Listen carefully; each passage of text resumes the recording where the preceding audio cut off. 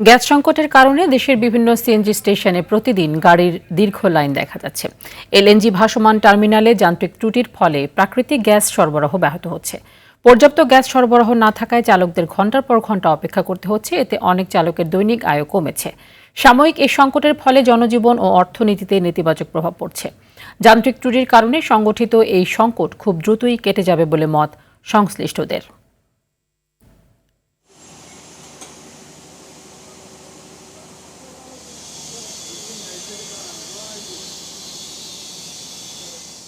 এক সপ্তাহ ধরে খুব বেশি সমস্যা। সকালে দাঁড়াইছি, ফজর নামাজ পড়িয়ে দাঁড়াইছি, হপাই কেল গ্যাস পাইতেছি। যেখানে গ্যাস নিতে লাগে আধা ঘন্টা ছিল, আমরা সারা রাত জায়গা থেকে আমরা গ্যাস নিয়েছি। ধরেন এখন দরকার 80-100 পাইছি, এই জন্য আমাদের অনেক কষ্ট হচ্ছে।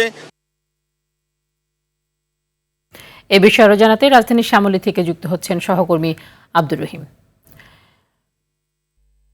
রহিম, গ্যাস সংকটের বিষয়ে যে পাম্প সংশ্লিষ্টরা রয়েছেন তারা কি বলছেন এবং সকাল থেকে ফিলিং স্টেশনগুলোতে আপনি কেমন চাপ দেখছেন যানবাহনের?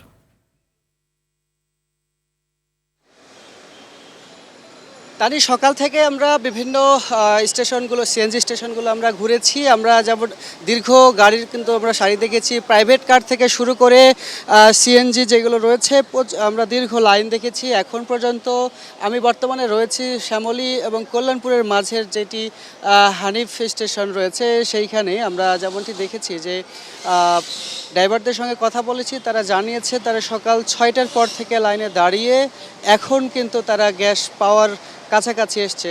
এক কথায় তারা কিন্তু আর অল্প কিছুক্ষণের মধ্যে গ্যাস নিতে পারবে, এমনটাই তারা জানিয়েছে। তবে একটি তথ্য জানিয়ে রাখি,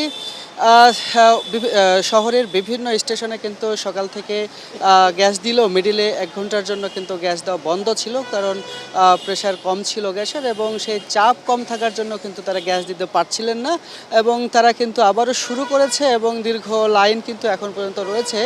এছাড়া একটু তথ্য জানিয়ে রাখতে চাই, কক্সবাজারে যেই সিএনজি স্টেশনগুলো রয়েছে সেখান থেকে যেই যান্ত্রিক ত্রুটি, সেই যান্ত্রিক ত্রুটির জন্যই কিন্তু এই গ্যাসের যে সংকট সেটি কিন্তু তৈরি হয়েছে বলে জ্বালানি সচিবের পক্ষ থেকে জানানো হয়েছিল গত বুধবারে এবং তিনি যেমনটি জানিয়েছিলেন যে 2 দিনের মধ্যে কিন্তু এটি সমাধান হওয়ার কথা, কিন্তু এখন পর্যন্ত সেটি হয় নাই। তবে কবে নাগাদ হবে এমনটি কিন্তু প্রশ্ন থেকে যায়। তবে এই গ্যাস সংকটের জন্য কিন্তু বিশেষভাবে ভোগান্তির মধ্যে পড়েছে নিম্ন আয়ের যারা সিএনজি চালক রয়েছে। তারা বলছেন যে এই গ্যাস নিতে গিয়ে কিন্তু তাদের 5 থেকে 6 ঘন্টা দীর্ঘ লাইনে অপেক্ষা করতে হচ্ছে এবং এটার জন্য কিন্তু তাদের আয়ের কিন্তু প্রভাব পড়েছে এবং এটার জন্য তারা কিন্তু ভোগান্তির মধ্যে রয়েছে বলে তারা জানিয়েছে। তো সব মিলিয়ে যেমনটি বলা যায় যে এখন পর্যন্ত কিন্তু গ্যাসের যেই সংকট সেটি রয়েছে এবং দীর্ঘ লাইন কিন্তু এখনও রয়েছে। তবে শুক্রবারের দিন হয় কিন্তু কলকারখানাগুলোতে গ্যাসের চাপ কিছুটা কমেই কিন্তু